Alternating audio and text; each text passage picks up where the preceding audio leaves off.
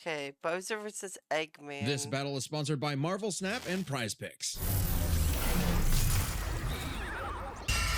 Fight!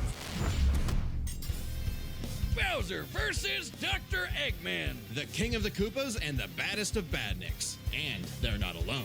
He's Wiz and I'm Boomstick. And it's our job to analyze their weapons, armor, and skills to find out who would win a death battle. Ah, the Mushroom Kingdom. A peaceful land of kindness, adventure, This is love. Chief. Ah, boring. Move aside, princess. It's time this place got way more awesome. Here comes King Koopa himself, better known as Bowser. The moment this orphan star child was found by Kamek, it was clear Bowser would command the disparate outcasts of the Mushroom world, the Koopa clan. Sadly, not everyone's born a toad, and they treat these critters like monsters, fated to a life of infinite jump farming for one-ups. Bowser wanted a different world, but Princess Peach Toadstool would never allow the evil king's day in the sun. Her light was so bright, Bowser became infatuated with her. So he turned all the toads into bricks and kidnapped her, putting their princess in another castle, and another, like 40 years of castles, only to be released if she agrees to marry him and his dad bod. Yet he was foiled time and time again by those pesky Mario brothers. However, Bowser is nothing if not persistent. Look at him! Dude's built like a brick house strapped to a saw trap. That spiked shell takes a lot of punishment. Not even the weight of a castle can scratch it, especially when he rolls up like a prehistoric Beyblade. And the Koopa King doesn't just breathe fire and control lava, he commands nature itself. Spitting meteors from outer space, beckoning the earth with a snap, inhaling torrents of wind, straight up calling down lightning. What else has he got? Oh, just a little dabbling in dark magic. Hell yeah, Wizard Turtle. The original NES manual even describes him as a sorcerer king. Magic is how he turned the toads into bricks, only countered by the princess's heart magic. But that's not all the magic he's mastered. Telekinesis, creating perfect clones, reanimating his undead skeleton, and worst of all, ruining every game of Mario Party.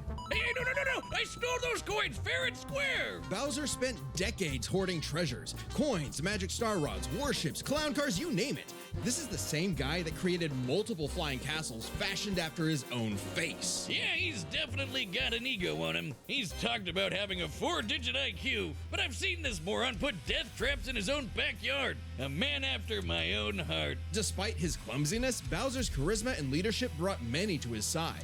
Not enough to defeat Mario, but his army doesn't make it easy on the Red Plumber. They're the most wicked band of misfits this side of World 8-4.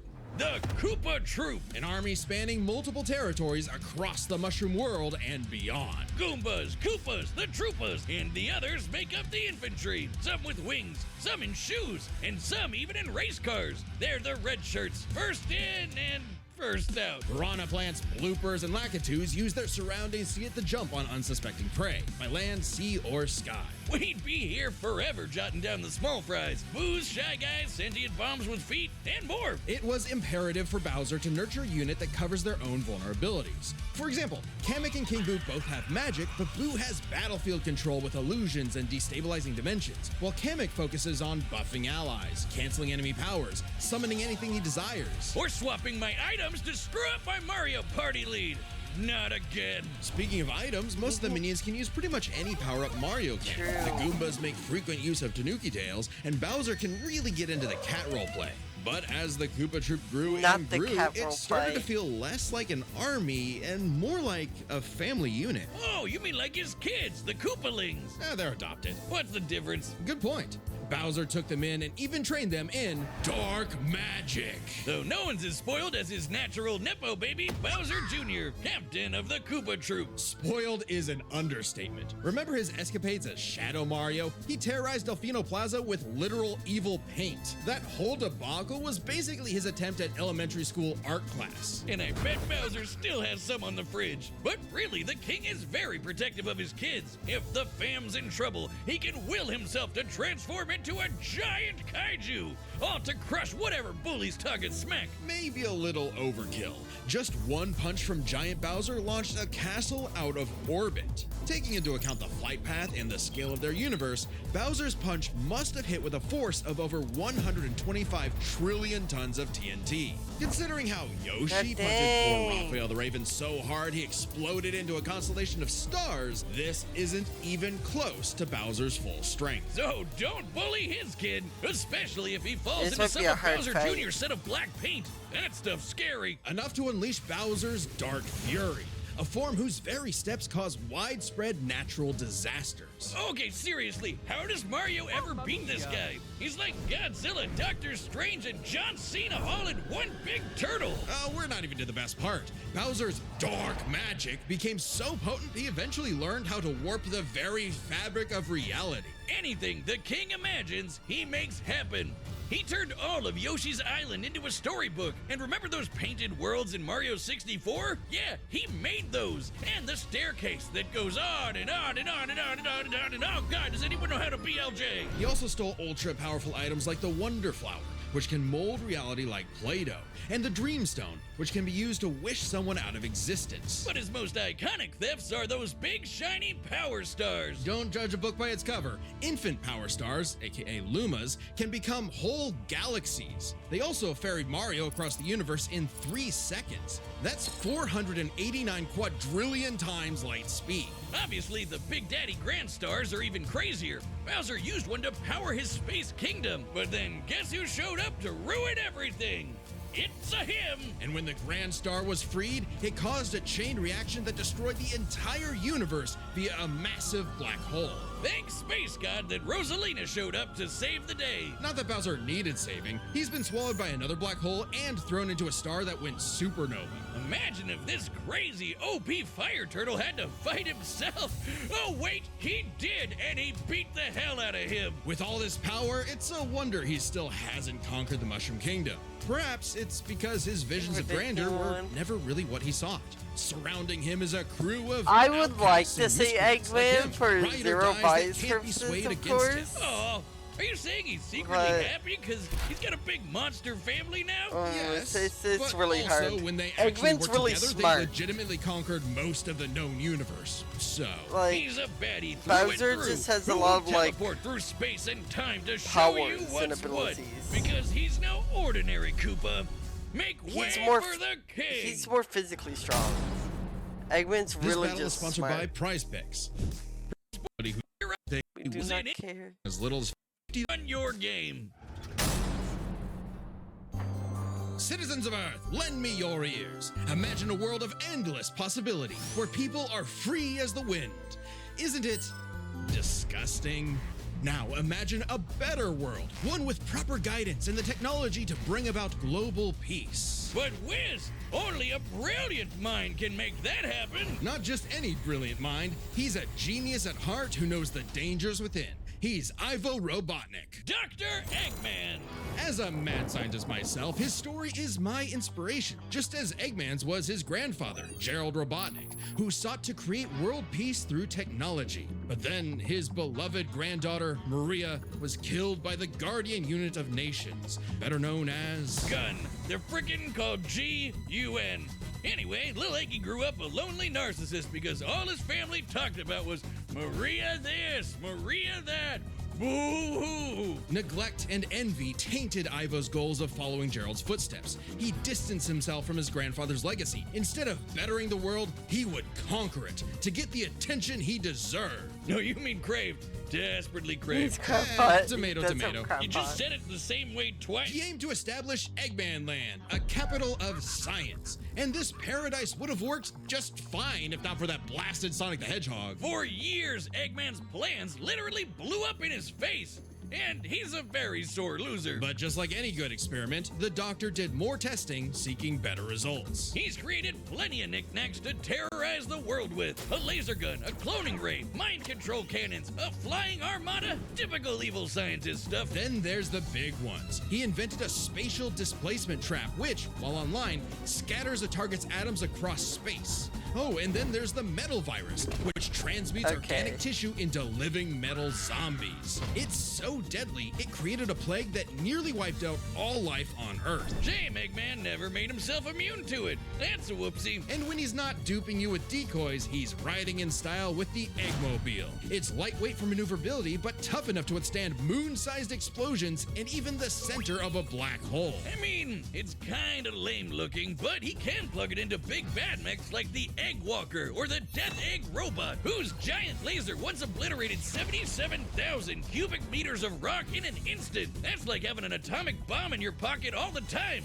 Oh, okay, maybe this guy's pretty cool. Eggman built machines for a long list of combat situations. Some look like knights, others use extraterrestrial sources like the Wisps, and then there's the orbital bases, like the Death Egg. The reference is obvious, but Darth Vader's version is like a toy compared to the Death Egg, which can annihilate stars. Woof! A whole constellation gone in one shot. That's not to say Eggman doesn't enjoy scrapping with blue hedgehogs himself. Enter the Egg Dragoon. Hell yeah! The rawest of the battle mechs. It's got electric drills. It's got ice missiles. It's got a whole lot of bullets. My God, Whiz. I need it. And don't forget, Eggman built all of these things himself. Maybe world domination is in his grasp yet. One problem. Eggman's a turbo loner. No hobbies, no friends, no wife, no nothing. Come on, he has friends. I mean, he's a feminist. They're Okay, maybe not, but what about Infinite? Sure, they might have joined forces over a mutually sought revenge against Shadow, but it counts. Sort of. Who needs friends when you can build friends? Obviously, Eggman has a tough time collaborating I mean, with he has others, two so he kids just now. built his own army instead. The Eggman Empire. The Badniks are mass-produced foot soldiers, buzz bombers, crab meats, caterkillers, egg robos, and don't forget those cute little moto bugs. The Badniks may seem simple, but they're led by an elite, multi-talented unit, the hard-boiled heavies. Really leaning into the egg thing, huh? The army has a wide variety of troops, even your classic comedy duo with Orbot and Cubot. They're Eggman's assistants and immense disappointments. Every genius has their duds. Hey, at least they're not Scratch and Grounder. But that's why he's made top-notch bots modeled after the Sonic cast, like everyone's favorite robo-faker, Metal Sonic. Metal Sonic has the most horsepower in the Eggman Empire. He has the moves and speed of Sonic and then some.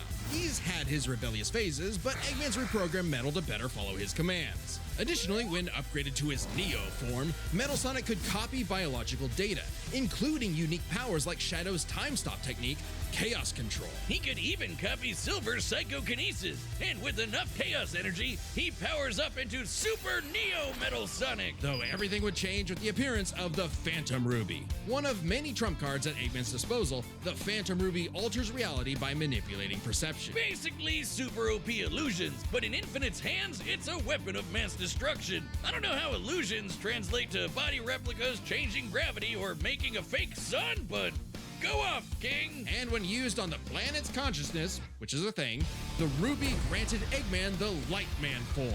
Yep, apparently Super Eggman is canon, though it is pretty complicated to manifest. But the Phantom Ruby isn't the only souped-up gem Eggman has. He's used the Jewel Scepter to make the world-shattering Egg Wizard. Fair. Then, on more than one occasion, he's effortlessly gathered the super rare, super powerful Chaos Emeralds. You know, the things that power Super Saiyan Hedgehog. Eggman built and built and built, and eventually, he built something that started to build on him. Sage was originally designed as a mere assistant, but through an alien encounter, she was granted actual sentience. Sage is already super powerful, but now she's also super smart. She thought up millions of battle plans all at once to defeat the massive titans. And you can barely remember where you put your dune bug. I know exactly where it is. It's at the police impound. Thank you very much. Sage was Eggman's saving grace. He had previously found machines with personality lacking, but Sage's great adequacy in serving her function provided Eggman with something that, for the first time, he'd hate to lose. In essence, a sort of daughter.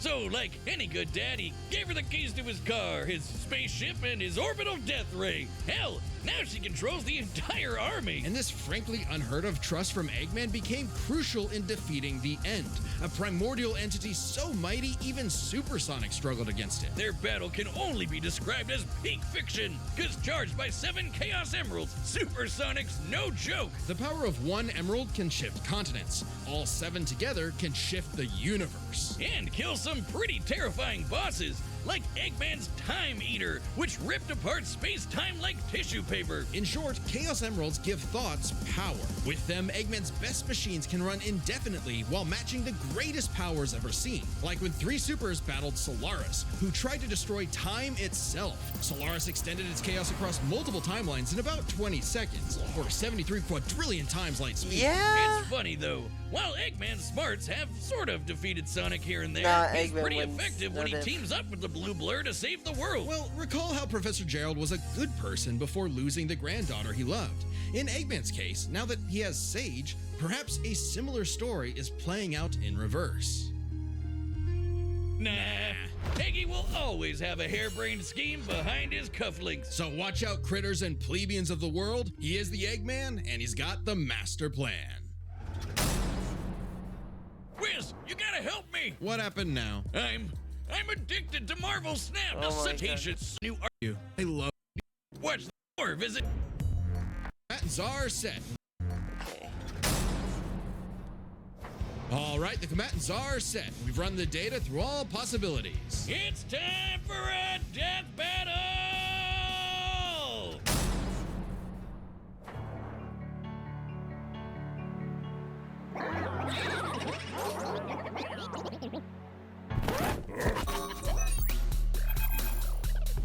I've come to make an announcement. Oh my This god. territory is now the They've come to resort make of an my announcement. upcoming Eggman Land 2. What a joke. I am Dr. Eggman, your new genius overlord. Get a load of this.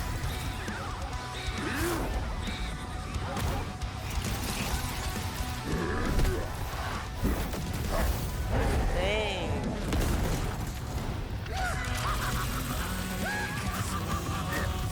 Shut up, nerd.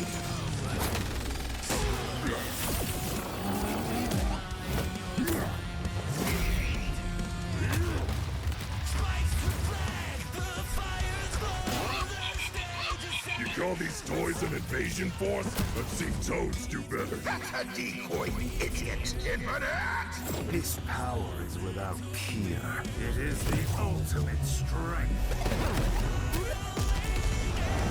Yo, let's go, Infinite.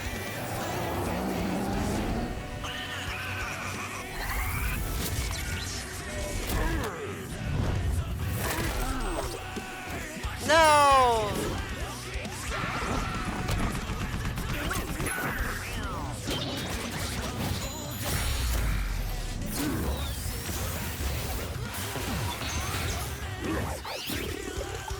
He's just like that, I guess. Chance time? It's too late. No, Metal's got this. All according to plan. You've lost the battle before it has begun. Excellent work as always, Metal. Ready to wrap this up, Sage? As you planned. You know what they say, the more the merrier. Showtime. Uh-oh.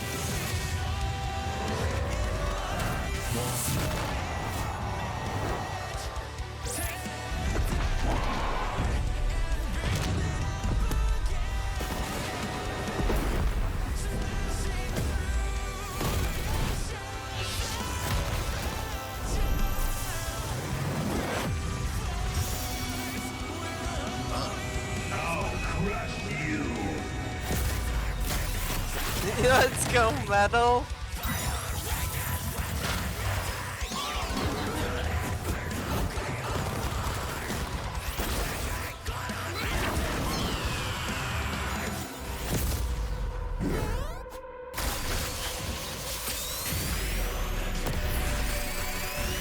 Yo, Metal's just cooking right now. How dare you keep your hands off my...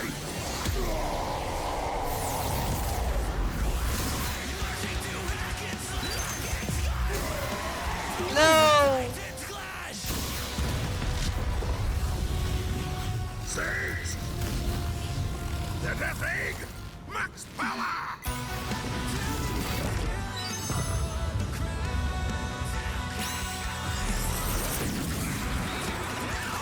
Oh yeah.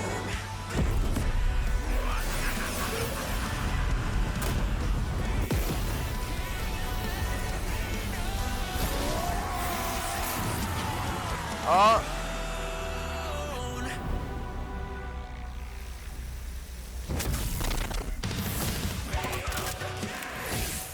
Curses! Sage! Fire if it didn't! Oh. What the heck?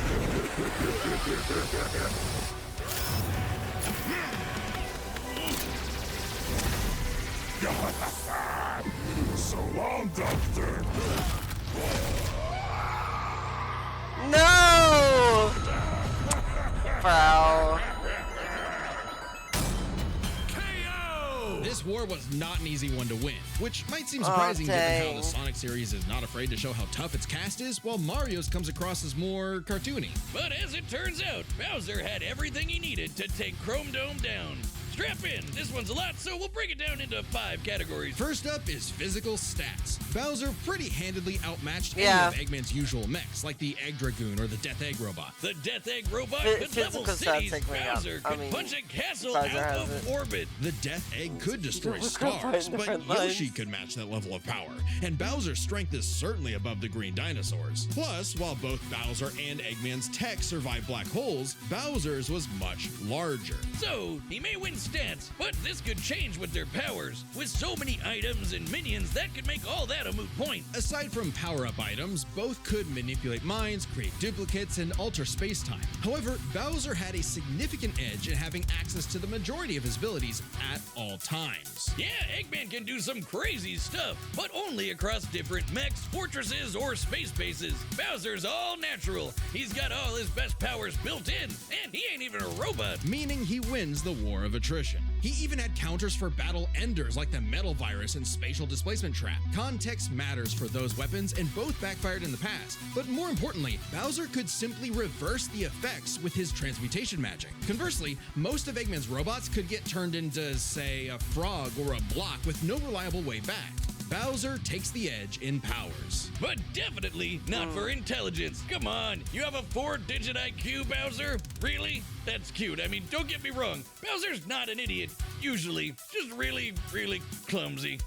Poor fella. Meanwhile, Eggman's an engineering genius who rarely ever gets bested by brains. Easy dub. Now, let's talk trump cards. As in, items so powerful they could decide the entire outcome on their own. The Phantom Ruby was super dangerous, but specifically targets perceptions. Unlike Bowser's Wonder Flower, which mucks up reality for real. The Ruby affected a whole planet, but the Wonder Flower had the power to alter the universe. Also, the Dreamstone's ability to wish anything out of existence would have no problem cleaning up Super Neo Metal Sonic or Time Eater. Their most prized possessions was a tougher call.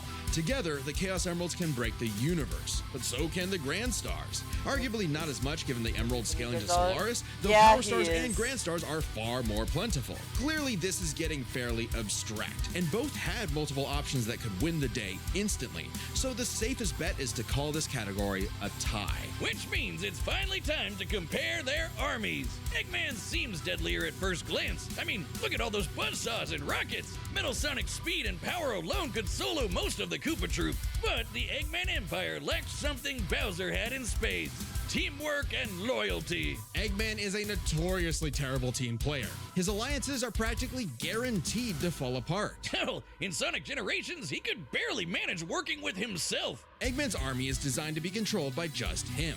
To Eggman, it's harder to command those with free will, hence his rivalry with the free-natured Sonic. Meanwhile, the Koopa Troop follows Bowser because they actually like him. They train really hard to cover each other's weak points. Giving them plenty of advantages as this war progressed, like battlefield control through King Boo's magic and Bowser Jr.'s paint. And since the Koopa Troop doesn't rely that much on technology, Sage's hacking potential had little use. Also, secret weapon? Kamek is kinda busted, canceling Metal Sonic's power copying, stealing the Phantom Ruby, and potentially swapping the Chaos Emeralds were huge game changers. Add on that Bowser and his army can use any Mario power-up item, and they had millions, no, billions of combinations that the Eggman Empire just could not actively plan against. Even with Sage's millions of plans to take down the Titans, she thought them to be unbeatable, which Sonic proved was incorrect. Just comparing their conquests makes it clear. The Eggman Empire took over the whole planet, but Bowser's troop conquered most of the universe. Eggman was no pushover.